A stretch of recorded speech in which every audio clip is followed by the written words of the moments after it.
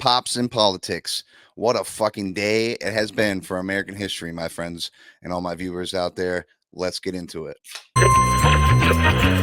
Ladies and gentlemen, you are now tuned in to Disarranged Talk Show. Joining you live from Be More on the D, your hosts, Matt and Andrew. Please like, subscribe, and comment. President Joe Biden announced today that he is stepping down from the 2024 presidential race. Decision comes after increasing calls of his peers, the Democrats, the lawmakers, and public figures to tell him to withdraw. In his statement, Biden emphasized that his decision was the best for him and his party and the American people, and he wants to focus on his presidential duties. The withdrawal has led to significant speculation about potential replacements, like Vice President Kamala Harris. Could she be the one that's going to take Biden's place in this race and get the ticket? Given her current role and experience, is she even qualified? Well, that's what we're going to try to figure out and talk about today. She's got many qualifications. There's definitely potential candidates like Governor Gavin Newsom of California, Gretchen Whitmer of Michigan, and J.B. Pritzker of Illinois. Each have their strengths, challenges. Newsom has a high national profile, but sometimes is viewed as out-of-touch liberal. Whitmer has strong support in crucial swing states like Michigan, and Pritzker, I'm not pronouncing that properly, but whatever, has significant financial resources, but faces huge criticism in Chicago. The Democrat National Convention will play a crucial role in officially selecting the new nominee, which is just a few days away. Delegates, both pledged and superdelegates, will vote to determine who will lead the party in 2024 elections for the Democrats. The process could lead into a highly competitive and condensed campaign among potential candidates to secure the delegate nominee support. Now let's look into Kamala Harris, guys. Let's see what her qualifications could be as president based on her extensive experience in the government and her professional background. Here are some of the key qualifications that I've found. Vice President Kamala Harris has been serving as VP of the United States since 2021. In the role, she has gained firsthand experience in executive functions, foreign policies, national security. She has also been a key advisor to President Biden and has taken the significant responsibilities, including leading efforts on immigration and voting rights. She was a senator. She got senator experience before becoming the VP. Harris was served as a U.S. senator from California in 2017 to 2021. During her time as a Senate, she was a member of several important committees, including the judiciary and key legislation discussions and decisions on issues such as criminal justice reform and healthcare. Let's take a sip to that. She's also was the Attorney General of California. From 2011 to 2017, Harris was the Attorney General of California, the chief law enforcement officer of the most populous state in the U.S.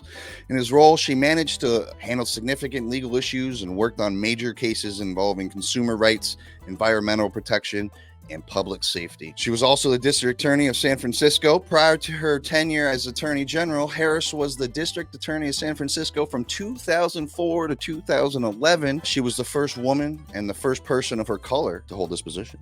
She focused on increasing transparency in law enforcement. Man, we'll just take another drink to that one.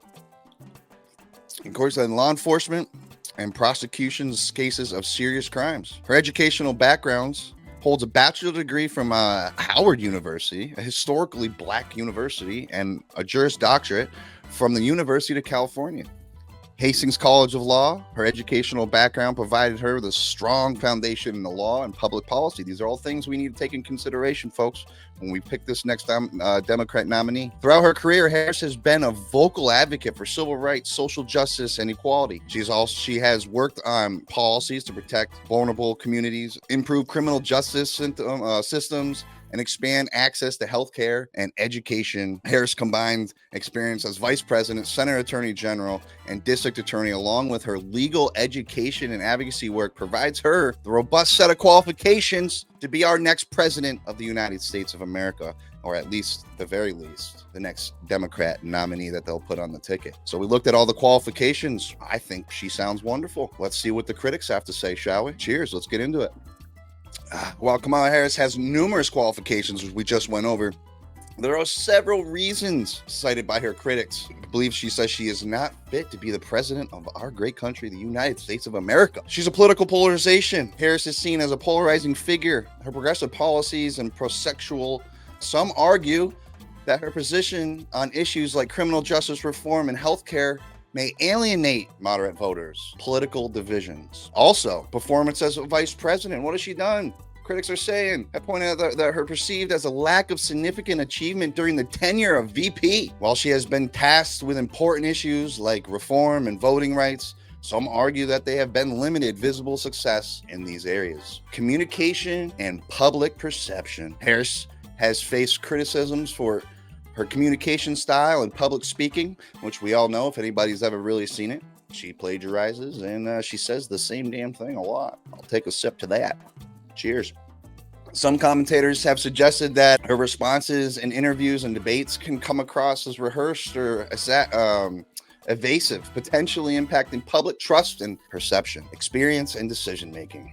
A huge one to be the nominee for President of the United States. Some critics argue that relatively short tenure in the national politics scene and her performance in the past roles raised concerns about her extensive decisions-making abilities. They point to her record as California Attorney General and her policy decisions as areas where she faced significant scrutiny. What are her policy positions, critics say? Harris' policy positions, particularly her more progressive stance, may not appeal to centrists and independent voters. Her support for measures like Medicare for All and the Green New Deal have been points of contention among more moderate members of her own party and the general electorate. These points reflect the arguments made by some of Harris's critics. Let us know what you think in the comments below, and thank you for joining me on today's Pop and Politics. Cheers, everybody. Be good to yourselves, and make sure you go out and vote. Thank you. Thank you for joining us. Please remember to like, share, comment, and subscribe. We'll see you next time.